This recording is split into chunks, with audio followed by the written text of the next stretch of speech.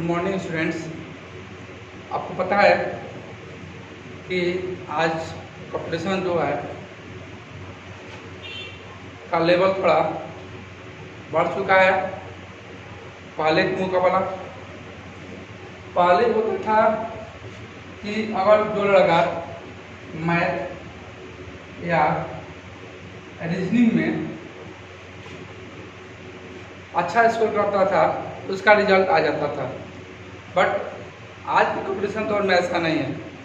अगर आपके एग्ज़ाम में 25 मैथ का क्वेश्चन है तो 25 में आपको 25 मार्क्स लाना होगा, और रीजनिंग का क्वेश्चन अगर 25 है तो 25 में 25 आपका मार्क्स लाना पड़ेगा। यानी आपका 100% मैथ और रीजनिंग में मार्क्स लाएंगे तभी आपके सिलेक्शन हो पाएगा आज की कंपटीशन दौर में। और इसके साथ आपका जीके जीएस का भी तैयारी अच्छा होना चाहिए। इस पर भी हम मैथ रीजनिंग पर जितना आप लोग समय देते हैं उतना समय जीके जीएस में भी हम लोग देंगे आज के दौर में। नहीं तो कंपटीशन जो है आपका पॉइंट नंबर के लिए, और इतना स्टूडेंट फॉर्म भर रहे हैं तो उसको आप हराने के लिए आप सोच रहे हैं कि वो मैथ और रीजनिंग से काम चलने वाला है, तो काम चलने वाला है नहीं।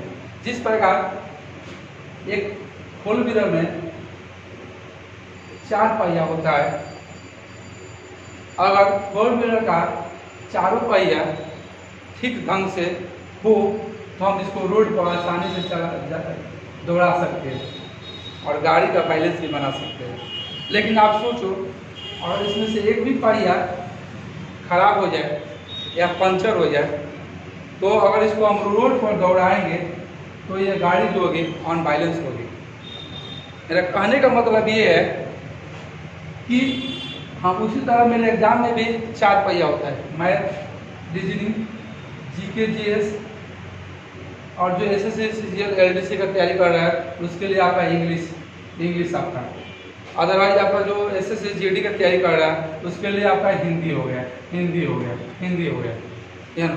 अगर आपको चारों पार्ट मजबूत है, चारों पार्ट आपका बेहतरीन है, तो अब आप इसको अगर एग्जाम में बैठ रहे हो तो आराम से आपका बैलेंस बनेगा और रिजल्ट आपका आने की 100% संभावना है। लेकिन अगर आपका एक भी इसमें से अगर सब्जेक्ट मैथ या रीजनिंग है, जीके जीएस है, हिंदी, कोई भी सब्जेक्ट आपका खराब हो जाएगा तो आपका रिजल्ट आना मुश्किल है। मेरे कहने का मतलब है कि आप जो समय दे रहे हो पढ़ाई में, अब ये न देखो कि 14 घंटा 15 घंटा 8 घंटा पढ़ रहे, ये न देखो, एक छोटा टारगेट देकर पढ़ो कि हमको यहाँ 100 गो मैथ आज बनाना है, रीजनिंग में 2 अध्याय बनाना है, जीके जीएस पढ़ने का जो आपका तरीका होना चाहिए उसको आप डिटेल में उसको पढ़ो। ऑब्जेक्टिव पढ़ने के चक्कर में मत पढ़ो।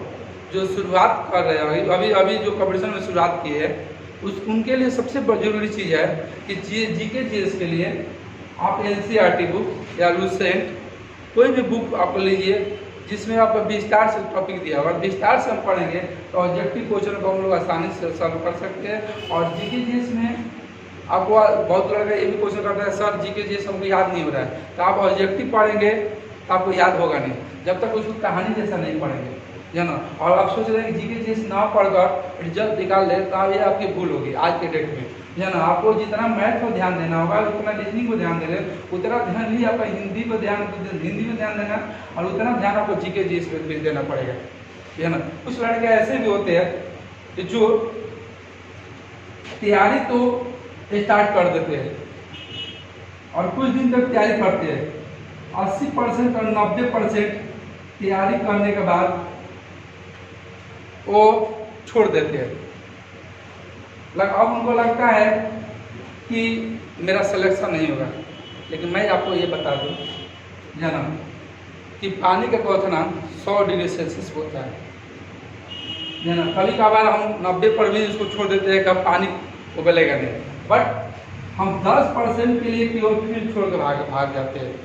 आपको ये नहीं करना है। आप जब कॉम्पिटिटिव एग्जाम की तैयारी के लिए आए हैं तो दिमाग रख लीजिए आप मैराथन मैराथन दौड़ की तैयारी कर रहे हैं।